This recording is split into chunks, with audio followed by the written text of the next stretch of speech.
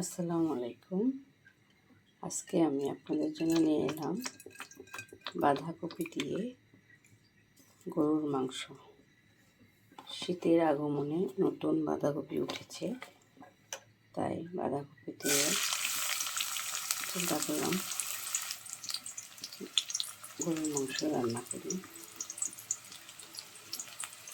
তো আমি তেল নিয়েছি 2 টেবিল চামচ, পেঁয়াজ 1 কাপ। পেঁয়াজটা বাদামি কালার হলে বাকি মশলাগুলি দিয়ে দিব।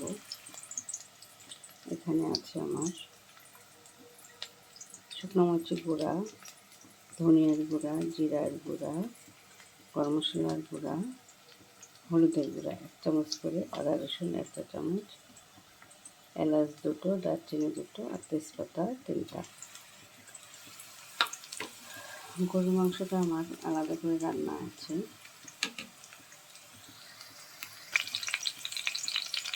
গরুর মাংসটা 80 ভাগ রান্না করে রেখে বাঁধাকপিটা সিদ্ধ করে নিয়েছি।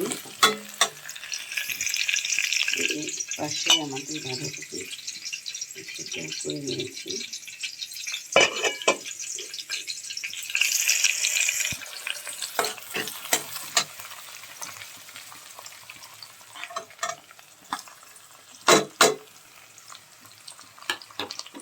সব মশলা দিয়ে ভালো করে কষিয়ে নিব। বাঁধাকপিটা দিয়ে দিলাম। বাঁধাকপিটা ভালো করে কষায়ে গরুর মাংসটা দেব। গরুর মাংসটা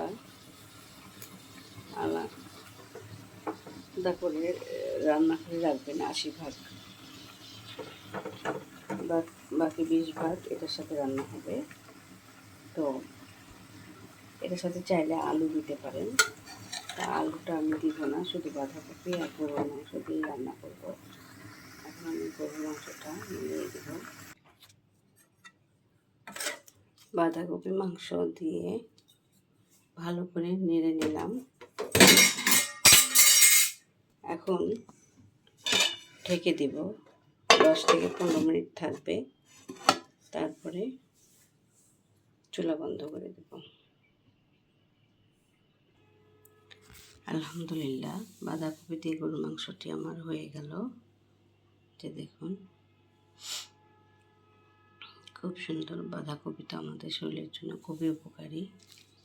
তো বেশি করে সবজি খান, যে কোনো কিছুর সাথে, মাছ বলেন, মাংস বলেন, বেশি বেশি সবজি খাবেন। সুস্থ থাকুন। আল্লাহ হাফেজ।